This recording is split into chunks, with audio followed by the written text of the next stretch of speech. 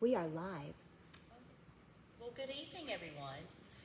Live here from Elite Rehab and Performance. My name is Kim Morris, and I am honored to be a resident in this facility and a mental health provider.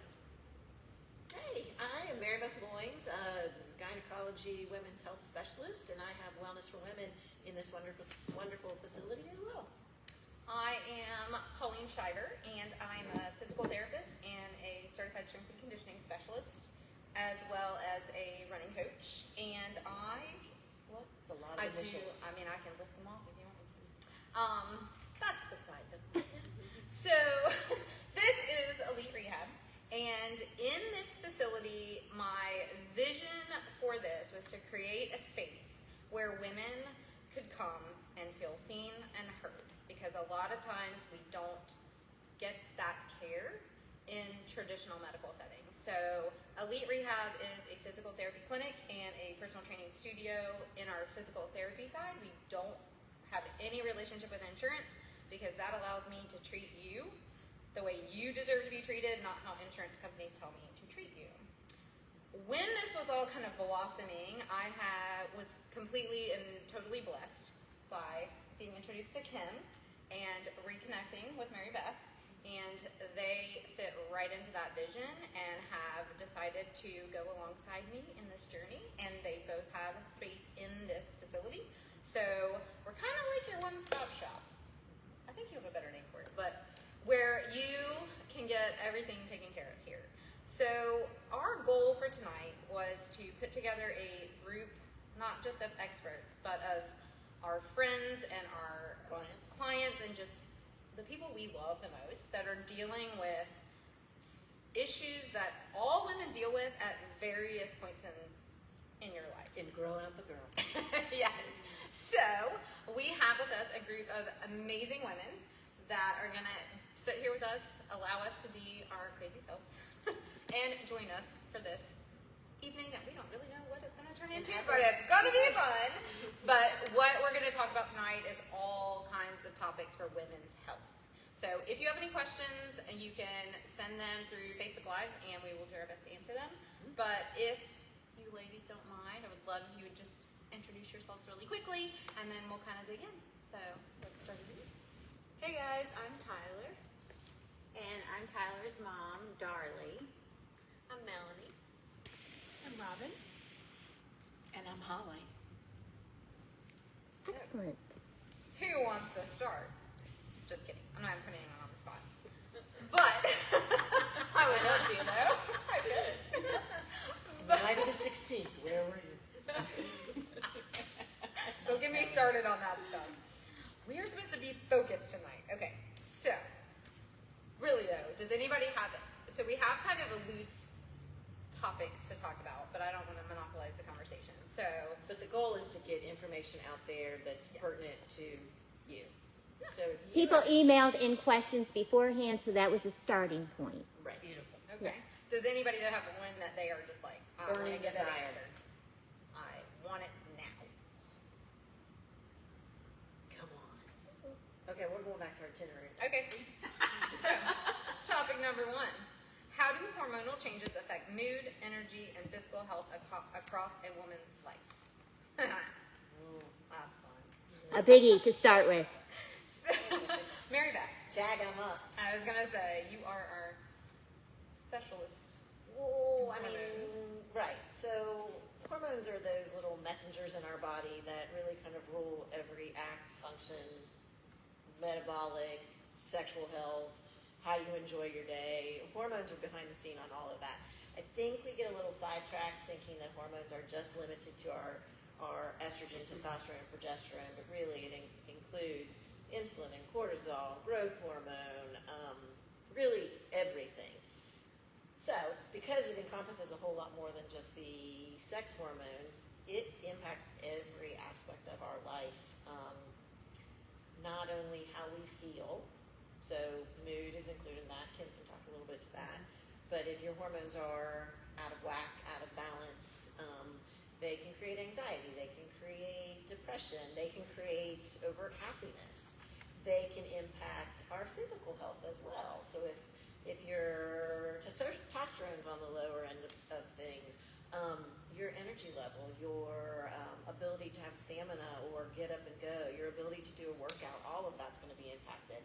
And Tyler, you can speak to that even as a younger girl. I mean, I as an old chick feel it, those low hormone levels, but even I'm sure you have good days and bad days based on where you may be in your menstrual cycle.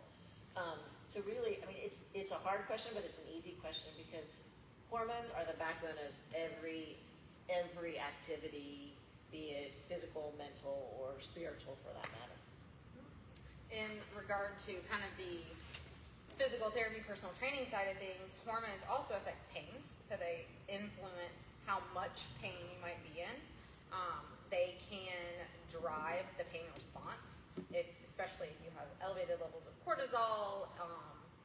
That's a big one when it comes to not just the stress side of things and the mood side of things, but pain. Testosterone plays a role and it's lower levels of testosterone, correct? That play a role. Usually negatively impact, yeah. Cause elevated pain levels. So that can totally be influenced. And then the more personal training side of things, when you're trying to develop and grow muscle mass, again, they also can affect that, where it can make it a lot harder to put on muscle mass. It can make it a lot harder to lose body fat mass. You can, your sleep can be completely affected, which then also plays into that. And then another hormone you didn't mention was ghrelin, which, I don't know if I said that right, but they have a lot to do with your satiety and ability to regulate hunger, yeah. So then all of a sudden you're like, why am I so hungry all the time? Well, if you didn't have a good night's sleep, you're probably going to be much more hungry, and you're not going to make really good food choices. So all of that can kind of play into the havoc that sometimes hormones can create in our bodies when we are working really, really hard to try to improve our body composition or make changes. It's also what explains why what used to work when you were in your teens, 20s, and 30s as far as a workout, why it doesn't have the same impact and effect it does in your 40s, 50s, 60s. For that. So, not to interrupt, but y'all are just real. I'm over here itching. So, I'm 2 years out from a breast cancer diagnosis, and that was hormone driven. And after all of the active treatment, I'm now doing medicine that suppresses estrogen. So, as you're saying all these things, I know half of the reason I'm feeling the way that I'm feeling, most of the time crazy, has to do with the hormones. And so, my question for you is, how do you, not even just for me, but even for Tyler, how do you test hormones? How do you? Such a good question. I love that question. How do you? So I'm going to come right back at you and say, why do you want to test hormones? I'm actually throwing Tyler under the bus.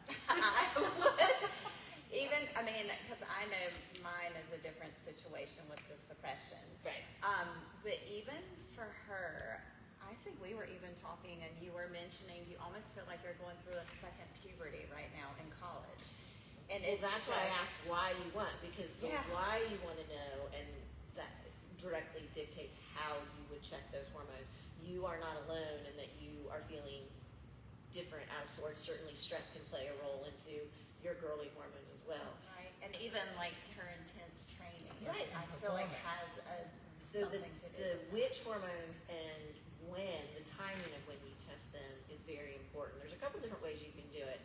I'm not as much of a fan of an isolated blood test because it only gives you a simple snapshot in time, because hormones fluctuate in the day-to-day, week-to-week, month-to-month. I don't think that's as helpful. Right. It is in some circumstances, but not when you're trying to figure out kind of what's going on with you. Timing it with your cycle and doing a salivary hormone testing or a urine hormone testing, something called the Dutch test. Yes. Gives you more of a 24-hour span. I really like the salivary ones, probably more because I know how to interpret those a little bit better. But what that does, it doesn't just look at your estrogen, progesterone, testosterone. It gives you cortisol levels and cortisone levels. Ghrelin and leptin are harder to test for. Those are the satiety or the hunger hormones. Cortisol, I find fascinating with respect to what you're talking about as far as your your workouts and stress and how those directly or indirectly impact your estrogen and progesterone. So it's hard to point one finger at which one's off, but that's the way you would test it. So, Brings it back. okay, I have another question. Once you test for that and you kind of pinpoint what's going on, are there other methods? I feel like traditionally people just throw birth control at that. What are other things that you can do instead of that? Now you're talking my language. Yeah, I mean, so we don't want to go that route. We Well, no, I mean, and you want natural. can't go that route. Right, well, I definitely can't. Right. And I don't, I don't. Right. we don't want that. And as a younger person, you actually have a few more options available to you than what an older your mom does. Yes, there's diet and exercise tips and tricks and guidelines. So that's obviously a much more natural out. There are nutritional dietary considerations. And when I say that, it's natural whole foods, but also in addition to that, some supplements that can benefit you. It kind of depends on what the issue is. Right, so once you pinpoint, there are other options. Absolutely, absolutely. Just- It is not always the easiest way, though, Right, because it's not a little capsule that you pop and then everything's great. A lot of it puts the knowledge in your hands and what you do with that knowledge as far as food choices, lifestyle choices, exercise choices. It puts the onus back on the person, so it makes it trickier. But there are absolutely things that you can do that will impact hormonal changes. okay. That's good. Kim, anything to add Well- kind of with the whole your specialized? Well, look area? around the room, and then I look at the couch where we have body, movement, Right. mind, body, spirit. A speaker I recently saw talking about mental health and suicide prevention. He said no matter who he's working with, whether it's someone in special ops, an executive, a mother, a parent, everybody is curious about how to manage their time and their energy. And then I look around our circle, we all have different hats. We're all trying to perform as the best version of ourselves. And what gets in the way, what I hear when people come in my office is, I don't know how to manage my time, my energy, and my stress. And so it doesn't show up here, because logically, we could try and logic our way out of stress, anxiety, depression. It shows up in the body. And our tactics in 2025, I wish I'd known as a teenager, are different. Pay attention to your health, commit to your sleep and your movement, what you put in your body, and do you have actionable, customized to yourself tools that help you check, reset, and recover from stress all day long. I'd love to take a 2-week vacation every other month. But what are we doing every day to manage the roles in our life, performing in whatever hats we wear, to manage that stress and burn it off throughout our day? And Because that's it's going to be burnt no matter what, but it's going to be burnt to the detriment of your medical health or your physical health from a movement, body standpoint, or a mental health standpoint. right. And I've learned a lot from you and what you provide for customers, and then you with conversations about, and being middle-aged, my hormones are different. I think I've battled them now, looking back my whole life. What was going on at the last 10 days of my cycle. I was an ill child, if my mother's watching. God bless her. And I didn't know what was going on. I had no awareness. Separating you two. And, now I have a little bit more knowledge, and, it's our responsibility to check ourselves. And I think that's the gift in the circle is we have an accountability. Pauline is my accountability partner, Brenda, all of you all. I can't show up alone. And sometimes I need help working out or making those eating choices. And it all goes back to also, I think think where the mental health therapist helps out is you've got to know why you do the things that you do. Who and what matters to you. Who's most important to you? Because those are the things that help drive you to get out of bed, go work out. Don't eat the whole sleeve of Oreos. Keep your appointments with Mary Beth. Your values or that who and what matters helps you do the hard things on the hard days. I love that you say that because I tie that a lot into the personal training and physical therapy side of things because, again, like you have to show up for yourself. Yep. Not everybody wants to exercise. Like I hate when people say I'm motivated. Motivated is a load of poo because it does not last. It might get you started, but you have to have something bigger than that initial motivation to keep you going because it's going to get hard. There's going to be days where you don't want to get up. There's going to be days where you hurt or you're sore or you're tired or there's all these things and you still are going to show up. And You that need comes your back. why. Yeah, and that's those values like and priorities. What do you and they'll shift though. Like values don't typically shift. I would say those are kind of overarching and we tend to kind of cultivate those as we're growing up and they stick with us. Like one of my big values is faith and that has not changed in so long. But my priorities might, and those often shift with where you are in your phase of life. Whereas if you have young children, it's going to look a lot different from someone with no kids that's 20 years old versus someone that's an athlete in college versus someone my age that's not an athlete in college. Well, I'm sure, Becky, not to put you on the spot, darling, but I'm sure your reasons for getting up in the morning and wanting to move your body changed dramatically about 2 years ago. You know, prior to that, and I include myself in that, you have the luxury of knowing that I could get up and go to work out or not, but now your it's a little body bit just more. did what it was supposed Right. to. I asked of it and it gave. Yes. Well, Yeah. you Now never not know what so you much. have. What's the saying? You never know what you have until it's gone. Right. Or you don't appreciate it so you can't Yes. anymore. Yeah. But so I love that because that dovetails in with that because my most successful clients, the people that have stuck with it the longest and made the changes are the ones that have tied it to something that it's not motivation where they feel like they want to do it because you're not going to. Tyler, I don't know. I feel like you can talk to that too. Like as an athlete, there are days where you do not want to get up and do that workout, but you do it anyway because there's a value tied to it or there is a priority tied to it and you've got this goal and you show up whether you want to. And I or would not. dare say it's not a number on the scale for any Dare of us. say no, no. And that I would say has shifted for me because I will say that I used to be very scale oriented. I actually had an eating disorder for a very long time when I was growing up, and so I do have a tendency to have a lot of food issues and body dysmorphia issues. And I will say that exercise, and probably part of why I got into the arena that I got into in the profession, is because of that. Because to feel strong helps me fight the desire to make myself less than by dropping weight and being skinny. And so sometimes that strength, so then that may be like my priority and my value too. Is like I want to be strong, and I love the memes now. That's like I'm training from an old lady body so I can lift and be independent and stuff. Like I'm not trying to lessen myself now. I'm trying to make myself as strong and resilient as I can be for older age. Now that has shifted very much in my 40s and what that looks like, and it's been a challenge. But as it should. I mean, it should, but I don't want it to.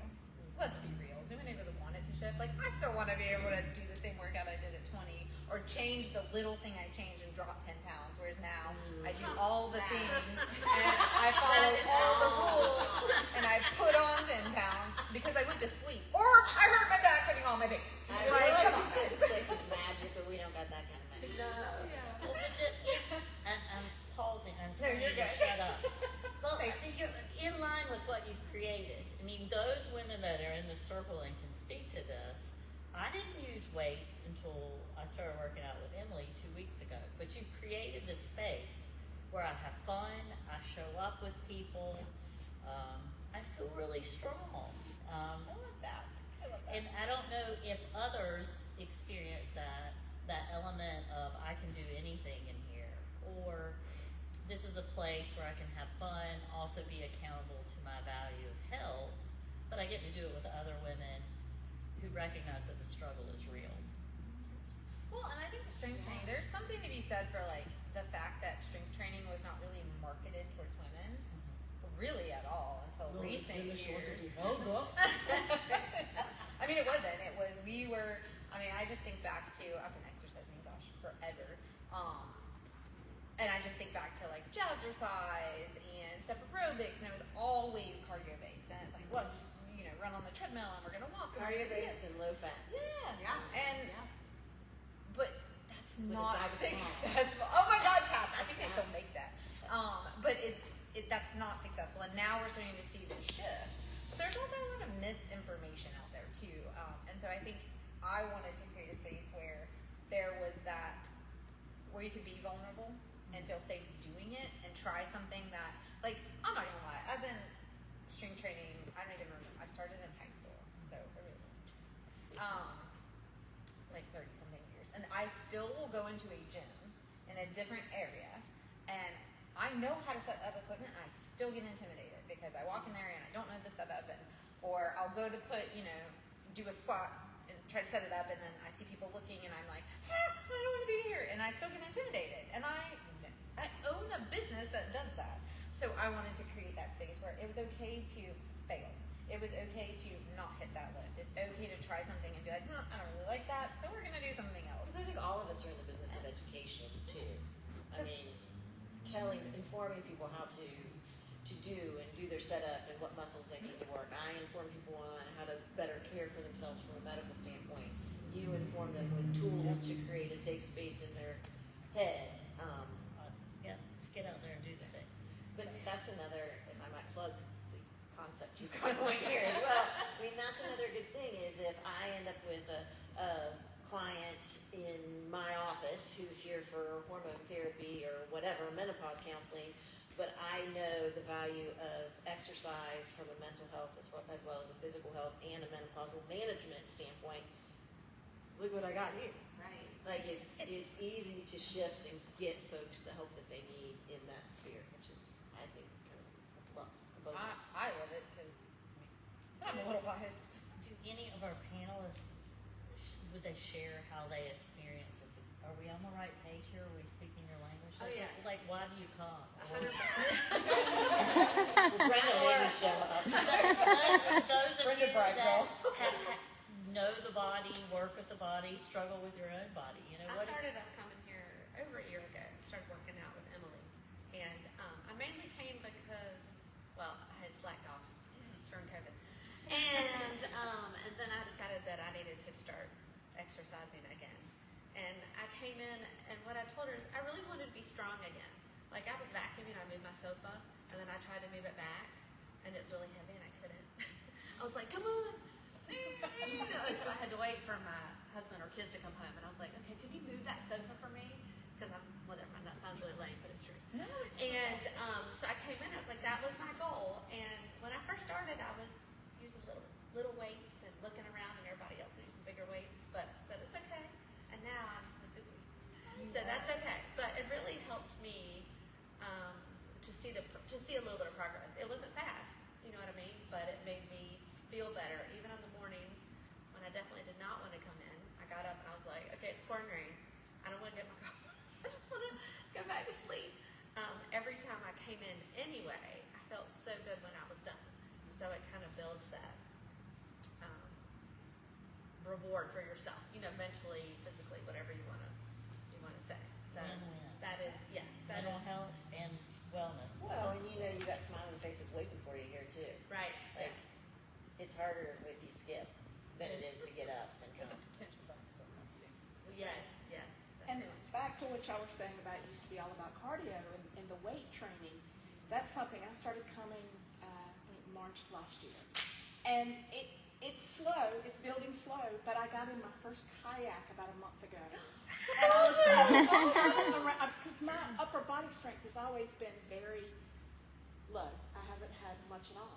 But because of the work that I've been doing here, I got out there and I was just paddling along. And I mean, I had to stop every once in a while, but I mean, it was a big lake. But it's little things like that you learn along the way, that it's the little successes that start adding up. That builds the When you momentum. realize you can set that bar a little higher for yourself. Yeah. Like you kayak the lake. I never So thought I what's could do next? that. Yeah. And I love that y'all said the time. Like, it's not, both of y'all said it's not fast. It's not. It's never going to be fast if you do it right. And that's a great thing, but then a really discouraging thing sometimes. So having a community of people where you can kind of come in and say, I'm really struggling today. Like, I'm not seeing the progress. And I will say that that gets even harder, particularly going into perimenopause, because those changes often go Like you have to stop. backwards. They do. But I think And so you need that support to be like, just keep going. I Just think keep going. that goes hand in hand though, when we've talked about there's been a shift from it's not all cardio based, it's not all low fat. Like the science is finally catching up. And so what you're seeing when you talk about it's taking longer, you know, to get to those goals is the fact that this is a freaking journey. This, you are not training for a championship. You are not training for next year's marathon. You are training to be an active, healthy, old lady. Like, and that takes time. If you burn out in the first 2 decades of your life, you're looking at lifespan, but not health span. And I love when people speak in those because I want to be an 88-year-old lady out kayaking in a lake or walking up and down, moving my own couch. I don't want to be that 88-year-old lady who's just alive and, you know, calling my kids for everything I need. Because frankly, they wouldn't answer the phone, I don't think. But Because they know you just want to know. but I think to your point, that shift of we need to get out of our heads that everything has to happen quickly because part of it is in the journey. You get the education, you're learning the why of what we're doing instead of just do it. All right. So screw you, Nike. I can speak on that a lot. I'm only 19, and I've gone through a lot of my life. I'm an athlete at UNC. I've gone through a lot of my life just like I would work out, lift weights like 3 times a day last year. Like I was just like so addicted to working out because I love it. Feels good. It feels great. And I got to a point where, I ended up breaking my back last year, and it slowed me down all year. And it's because I wasn't living for like a lifestyle, like what you were saying, and having this period of me just being able to focus on my health and be able to sleep 8 to 10 hours every night, which I just got my hatch alarm, and yesterday actually, just Total necessity. I want to maximize my sleep and eat enough and drink enough water, like all the things has really helped me, and now I'm starting to get back to things like supporting. I love it. The long history. Yes. For every problem, go to What's happening? But I've learned that I can't just go and work out all the time and not think about all the other stuff. And the earlier you learn that, the better, that sense of balance. And your sense of balance looks different than Holly's or Robin's or mine. But you have to find that balance at your point in life and know that it will shift over the time span. But if you capture that knowledge now, you're gold. Scary. Well, I think she's learned because she's had to stop and she's had to rest. And so you've just been focusing on the balance and how to make that work, and you've been making really good. You focused on the other legs to your stool. It's a 4-legged stool of your health and wellness. Diet, exercise, sleep, and relaxation. Diet and exercise, I would absolutely guarantee you probably had wrapped up tenfold. Yep. But your stool was, because the sleep and the relaxation were not where it needed to be. I love that. So true. Yeah, that is a very good analogy. A plus. I need you to draw a picture of this. A broken We can stool. And I feel like I came on the opposite end of the spectrum. Pauline, we've been with you for a really That's because you long guys are just family. time. Okay? That was because the Collins are always broken. And you fix us. But, Testing no. the limits. But I have to say that, before my diagnosis, my body just did what I wanted it to, and it was just wonderful, and I didn't appreciate it the way that I do now. And I was very sedentary during all of those treatments, and, I think growing up dancing, I was always very body aware, and I just had a really good handle on moving the body and stuff. Having to come and start working out from ground very humbling. And I don't do much on my scale when I'm in here. I mean, I would say compared to what I used to be able to do working out. But coming in here where there are no mirrors and I don't have to see myself working out, I don't have to look and see if I've made progress in the mirror, because I don't recognize myself half of the time going by a mirror because it's just different. And that has been such a blessing to me because I've never once stepped through the door and worried about anybody. No, judging is the wrong word, but looking at me saying, man, what happened to her? And It's more, man, look what happened to her. she's here. I mean, it's just like She showed up. I showed up. Showed up. And I always You're get gonna make read me about cry. it. But it is such a beautiful thing that is here, and it's very healing, mind, body, soul. Oh, laughter's the best medicine. So I gotta call Robin out. Can I call you out? You know about the body. And speaking from your own personal experience or whatever you're willing to share in your professional hat. We're talking about how we all individually and uniquely are created, but we're wired to handle stress. And we have to learn how to release it as well. And I'm imagining you experience that personally and professionally from working with the body. Yes, I've always been a very active person, but I never was a workout in the gym kind of person or weightlifting. I was more scuba diving, sailing, kayaking, skiing. Those were all my favorite things to do. And then I watched my body change as I hit my 40s and started going through perimenopause, not really knowing that's what it was, but I started injuring myself. And so then I had to stop doing all the things that I was used to doing and what I loved so much because I just couldn't physically do them anymore. Well, then there's a fear factor built in. Yeah. What else am I going to hurt? Right, like downhill skiing. Like, okay, I'm old enough now that I can really hurt myself if I go too fast and fall. So let's not do that anymore, But what I did was I shifted my workouts to more slower paced things. So I got into yoga, I got into Qigong. I started doing more things that were more mind, body, spirit connected because of the profession that I'm in. So I'm a retired nurse, retired doula, and since I left those professions, I went back into my first love, which was massage and bodywork therapy. So I do Thai massage, and I work exclusively with women, and I work through all phases of their life, from childbearing years all the way to menopause, postmenopause.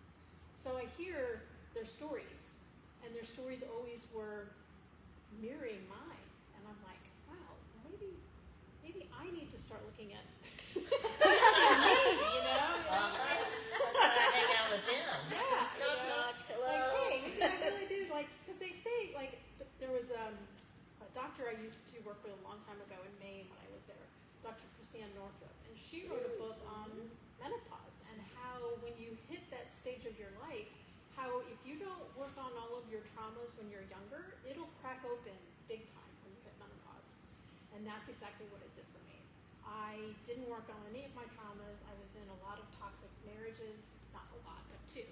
And what I found is that because I wasn't addressing the skeletons in the closet, I was just kept pushing them down. I got to a point where I got really suicidal and very anxious and very depressed, and I had to go, okay, I'm waving my white flag, and I have to do something to help myself because I'm so good at being able to nurture other women, but I couldn't do that for myself. So I just turned 60 this year, and that has been my golden year to say it's time to take care of Robin, because if I don't, I'm going to fall apart and sit in the corner sucking my thumb. Just rocking back. Just rocking back and forth. That's where I felt like I was going, And so, I started seeing Kim for therapy, and I came to Mary Beth to balance my hormones, and I'm starting to feel like myself again. I'm starting to feel like, okay, I think I can do this life again. Where it was before, it was like I didn't want to be here anymore. I had reached that point, in my life. And so, there by the grace of God, these women have helped me greatly. And I haven't had a chance to work with Pauline yet, but there is still the option for that, you know. I'm here when ready. Well, Even when you're not. I appreciate you sharing. But again, I think about how much we know about the body now and how I was trained as a clinician in the 90s. We didn't talk about all the link between your body and stress. You see it with your clients on the table too. And I concur that you hit midlife and you feel like an alien has invaded your body or left your body Fair explanation. with this change. And, you know, what I've rediscovered is through hormones and through paying attention to my undone mess that I have to pay attention to now. You spoke, you know, stress, trauma, whatever it is. And using things that I can do daily that don't take a lot of time and mental energy, I feel much more balanced. You know, that's the thing about stress, though, and whether it was talked about or not talked about, I think the perspective we took when we did talk about stress 20 years ago, for instance, it was all external stress. It's financial stress, marital stress, things that were happening outside. I don't think, and I really don't think that there was any attention paid to internal stressors. I talk to my patients a lot about, you know, you may not be able to change a family situation. Family's what you got. You may not be able to change that. It's stressful nonetheless, so you don't have to give up that, oh, I can't manage that stress. What you can manage are the internal stressors. Are your hormones out of whack? Is your diet causing you stress? Are you pre-diabetic? Are you sleep? Right. All of those things are within your control and manage a certain amount of stress, thereby bringing down your not to get too technical, but you bring down your cortisol levels, which makes the cranky family, the marriage that might not be so great, the work job that's not ideal, or the work situation that's not ideal. It makes those stressors a whole lot more manageable. Well, somebody wrote in and wanted to know how women can tell the difference between hormone imbalance and stress-related symptoms. I love that question. Yeah. Because I'm probably going to be a little controversial here. I like to be. Because I'm curious. I would argue that a lot of times we don't want to do the actual introspection and work to address the stress-related symptoms. So we're very quick to go, it's got to be my hormones. Give me a pill. It's got to be my hormones. Yeah. And I'm not going to say I'm not guilty of it. But I think also, you know, we've got so much stuff where it's very quick and easy to give you a pill or to take a hormone test, unknowing, because there are many doctors out there that will still do these tests, or you can get them online now. Like, you can pay for it yourself and not necessarily know how to read them, and they're not telling you that it's just this spotlight in time and that it doesn't necessarily reflect the whole thing. But anyway, long story short, I would argue that it is difficult to tell the difference unless you are willing to dig in and do the work to identify, do I have these stressors in my life, and am I going to attack them in a certain way? Because I think it's very easy to blame hormones, and maybe that's the controversial part, without putting in the work to actually realize, is that the thing? Because stress affects hormones in so many ways. So could it be hormones? Yes, in a way. But if you're not attacking the root cause, which is the stress, like I love attacking the root cause of everything, because then you get rid of it. So like I said, I would say hormonal imbalance is a subset of stress. Like, you can create your own stressors or stress symptoms from a hormonal imbalance, but it's one of many. So the real answer is, you can't always tell the difference until you start digging in on, is the hormonal imbalance the only thing you got going on and everything else in your life is perfect? Probably not. Newsflash. Don't y'all ask, do you have any stress in your life? I mean, It's do. such an Yes, I do. open-ended question, right? Yeah, I mean, even in physical therapy, we were not taught this in school, but I will ask, like, how are you thinking? How's Right. your nutrition? How are you managing your stress? Because again, it all goes back to pain too. If you're You ask my And you have to be questions. more pointed with questions like that. You can't just say open-ended, do you have any stress in your life? Because the answer, and well, sometimes you don't want the answer. Other times, people are like, no, I manage it fine. Or maybe the better question is, how do you respond How to do you stress? respond to your stresses? Because you know they're there. I I mean, no one, Yeah, you don't live in a vacuum in a perfect life. They're there. It's just a matter of how you are purposely responding, and how, conversely, to your point, how is your body responding? Because you're not going to escape those stressors. No. Your body's, it's coming out, whether it's a gimpy back or a bad shoulder, or it's coming out. Yeah, it does affect. So I think that's a great question about how to tell the difference, but I don't know that you can. And then, you know, You start asking questions. Right, ask be the questions, curious. do the work, and then I think you start to see some trends and some shifts that can then help you identify, okay, these are areas where maybe I need to put in a little more work, like the sleep side of things or the nutrition side or something. And then you kind of go, okay, from there, I can look at the hormonal side and how can I help adjust. I would also challenge that you have to ask the questions of the right people. I would not disagree. Yes, because you've got to have the right resources and the person that has the knowledge to be able to help you use that. And if you don't get an answer, Keep that looking. doesn't mean it's not the right question. You keep asking the question of different people. And I until you I find tell one. everybody, like, you know your body best. I, even as a physical therapist, and as much as I might know about the body, I can't feel what you feel. I don't know what you're going through. And if you can't tell me, you know, and you can't, I mean, I can only understand so far. You have to be that advocate for yourself. And You're just still like, trying no, to I work out my still, flank pain, aren't you? Oh, for somebody I coming don't in, think I'm ever going to figure out that flank pain.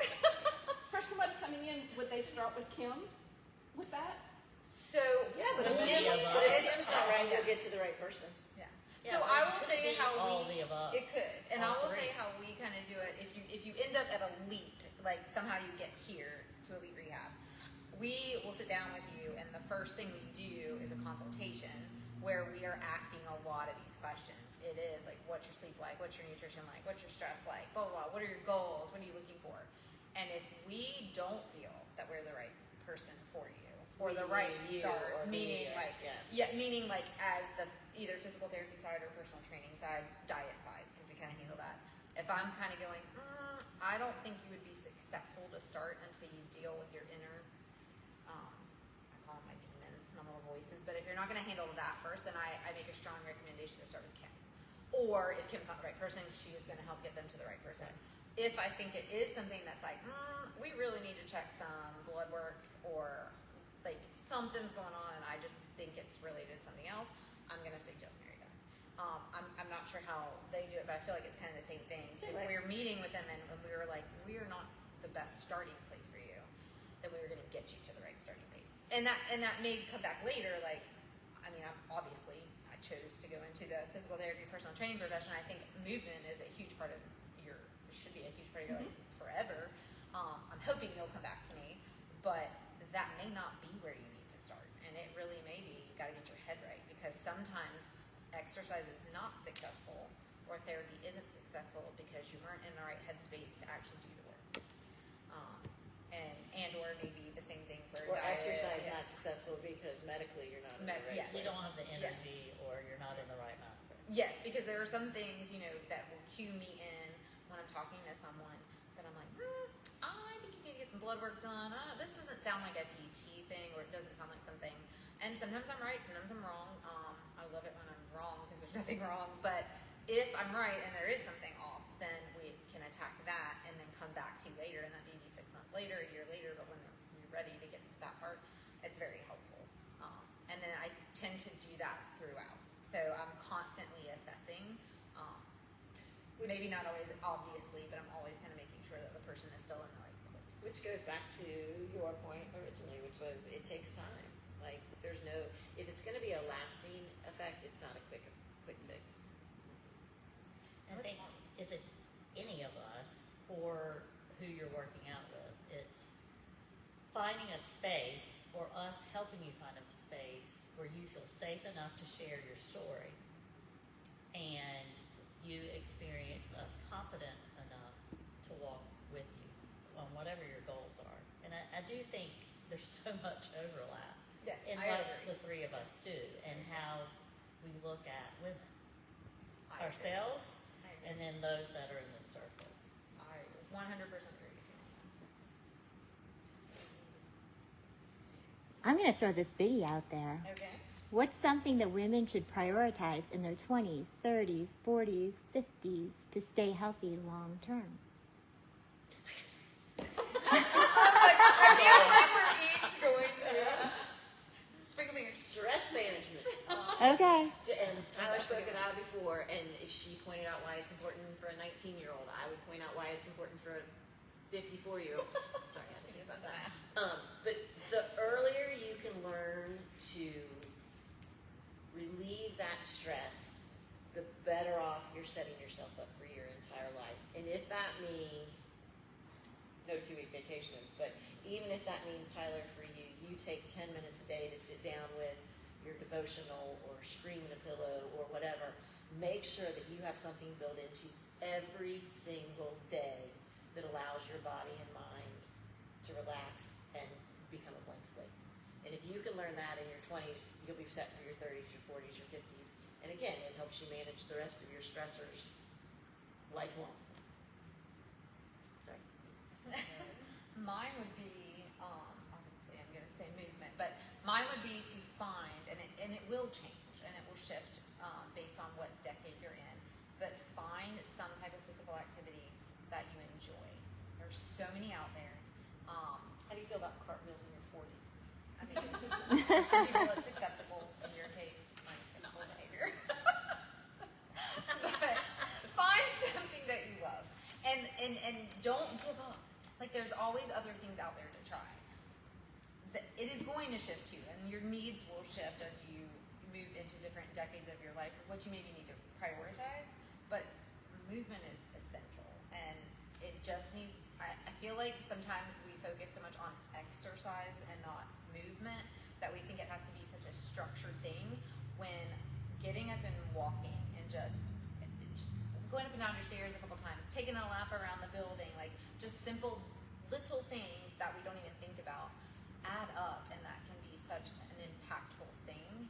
And to not always look at exercise as punishment or a way to earn what you eat, that is very difficult. And I think that would be something that to cultivate is like, you do not have to earn a piece of pizza. If you want to eat a piece of pizza, eat a darn piece of pizza. I don't care. You're not gonna, unless you're eating 20 pieces of pizza every day, it's not gonna negatively affect you the majority of the time you're eating well. You don't have to punish yourself to enjoy life. And I think that could be something. Wait, say it again for those in the back. You don't have to punish yourself to enjoy life. I love that. I have something I'm going to steal from Tyler, or do you want to say it? I don't know what you're gonna say. Oh, okay. I don't know what you're gonna say. Y'all, Let's see. having her home for the summer has just like been so amazing, because isn't it great when you just like learn so much from your kids and they inspire you because they just do life well. Yes. Amen. You It's good home were doing training. it's amazing.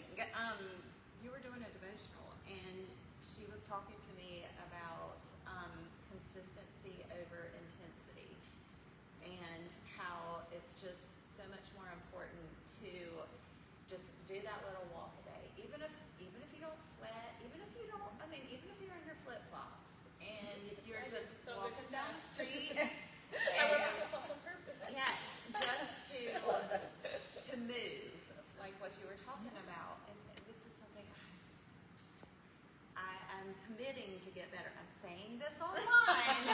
We will So hold it's you real. We'll hold you accountable. Instead of the intensity of a workout, like you were talking about, I mean, Tyler, again, she didn't feel like it was a workout unless she was killing herself. And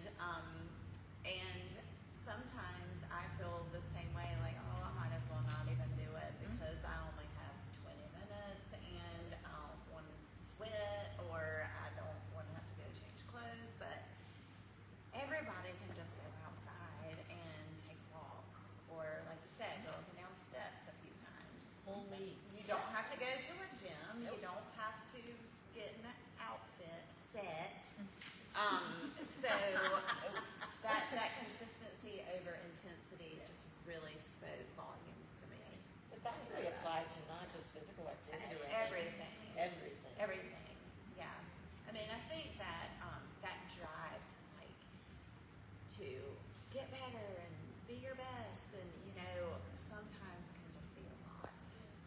think just showing up is enough.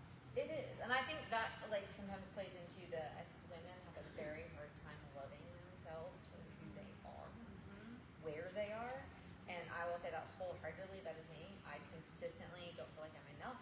I don't think I'm good enough. I don't think I'm this enough. I don't work out if I can push myself. Today, she told me, she was like, "Mom, you still do that." But it gets ingrained But in it's us a that blessing and a we. curse because it creates very I mean, you're driven. self-aware, It does. successful women. If you can but harness you that. have to find that balance. Yeah. And you have to be willing to take a step back and say, but I am worth it, because women also have a tendency to put everybody else first, and they keep saying, well, when this happens, I'll put myself first, and when this, and then you're forced to in some way, because your illness will force you, when you're sick. whether you want to or not. And I told so, you those demons will come out. they do. And so I think sometimes it's just simply loving your body enough to honor it. And honoring it, and to me, it's honoring God is when I say, thank you for allowing me to have this body and move. And one of the biggest things that I went through previously and I'm still dealing with, and then it's making it even worse, is perimenopause, when I lost the ability to run. Running was my thing, and it was such a huge thing that impacted me, and I had to find other outlets, and I still can't run, and I had found other ways to enjoy moving my body. And now seeing perimenopause is coming on in there and telling me, well, now you can't enjoy this either. Or it's shifting, and I'm having to learn more of that kind of like, well, the intensity, it doesn't have to be crazy, because my body is not handling it like it used to. So I think sometimes it's just loving ourselves enough to Be okay appreciate with where we are. Yes, be okay with where you are and appreciate your body because it got you here. That's right. I think something to go off of that is I've always been into routines, and my routine used to look like all I was doing all day, like working out, eating, School. working out. School's in there somewhere. I did a lot of that too. But my routine has changed drastically, so I can manage my stress now. And it's more like I wake up, I have a cup of coffee, I sit on the porch and read my book, do my devotional.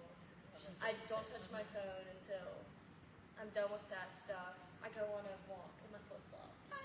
I mean, now I'm doing PT with Pauline, so I do my PT, which is my workout. It looks a lot different than my And it workout used to. It's still really hard. Yeah. I'm like sweating. But you're going to reap the benefits of that newer Oh, yeah. routine Yes. 2, 3, 4 months down the road Yes. and years to come. I felt like Yeah. she was going to wear herself out the way she was going. And especially being away from home where moms can monitor those routines. I mean, she was doing healthy things, but just to You can take healthy to an too extreme. much. Everything in moderation applies to healthy stuff too. I mean, you've got to monitor. When you're talking about 2025, what we know about bandwidth, stress tolerance, or resilience, it is scientifically inaccurate that if you overperform, overwork out, overdo, over, that you'll be successful. We know you gotta rest, reset, and recover. And I think all of us, in different ways, are looking at how you manage that so you can protect the things that are most important to you. Whether that's your health, the roles that you play in life or on stage, and your relationships. I want to show up as the best version of myself, and I think we all do. So what do I do to protect my time, my energy, and manage those things that I can't control? So did you want our message to our younger self? Yes, I mean, that hour flew by. I know. Well, we can do it. We're going to do it again, I Do think. you want each of us to give a message, or is that putting Yeah, us on the spot? and everybody was prompted for this, so I'm hoping everyone has something. Hal, you want to start? Oh, you're on measure too. What would you tell your younger self? Your body is not your worth. I like that. It's a hard lesson, and I'm It is. trying to learn it now. Robin, do you have a good one? Take care of yourself first before you take care of everybody else around you. Put your emergency mask on Yep. before helping those sick. Exactly. I like that. Okay, Mary Beth. I think I already blew it because I said that I would teach my younger self how to find balance in life. That everything doesn't need to be done immediately. That there is joy in the journey. That's good too. I would say that kind of a twofer, but that you are stronger than you think you are, I love and it. that your worth is not dependent upon what you do externally or like how much you do. That's not how you base your worth. I love it. Tough ones to follow, Kim. What do you got? Little Kim, you matter. You're enough just the way you are. And with wonderful women, warriors like in this circle, you can do amazing, difficult things. I bet little Don't Kim's do it cute. alone. I bet you would too. She's a mess. I seem kind of simplistic now. I'm going to say take the trip, travel. Yes. You know what I mean? Have Do it. When fun, it comes play. up, embrace it and do it because you don't realize as you get older you have a lot more responsibilities and it's going to become tougher. Whether it's your, now you're taking care of your parents as well as your kids or work or whatever it is. You're not When you're promised younger, anything. just know tomorrow is not promised. So when you have the opportunity, you should do it. Brilliant. Mine's simple also. Just love yourself the way God made you. Mine is to listen to your body. I think that for me, as I was just talking about how I work out all the time, it's not bad to take one day off. It's actually really good. Your cells repair. You're not gonna gain weight. You're not gonna lose muscle. You're not gonna become unathletic. Not like one day isn't gonna do any of it. 1 week, 2 weeks is not gonna do any of that. It'll actually be very beneficial for your future and probably prevent an injury and just good for your mind and body. Are we all jealous that she's got it figured out already? If only I had that wisdom. Even 5 years ago. It took a tumble, but It will be. It takes falling off a horse to figure it out. Literally, yes. Well, thank you guys so much for joining us. And I mean, I'm down for doing this again. If y'all are, so just let me know. And any closing comments, Mary Beth, Kim? Speechless. If you guys Come have, see us. I know, come see us. And you I can know. also Just come in and send give us more a hug. questions. God, you guys did We'll answer. great. Yeah, and if we're not the right people for you, this is a free-for-all. We love making connections. If I'm not the right fit for you, you don't want to work out with her, you don't want to see her, we will help you find the right person to help And you we be the usually best are person. singing or dancing or something, right, Mary Beth? And it's really entertaining here, right? Nothing else, you're gonna laugh. We entertain ourselves. You guys did great. Thank you so much. And that's a wrap. I know. I just have to figure out how to say no. What do we feel about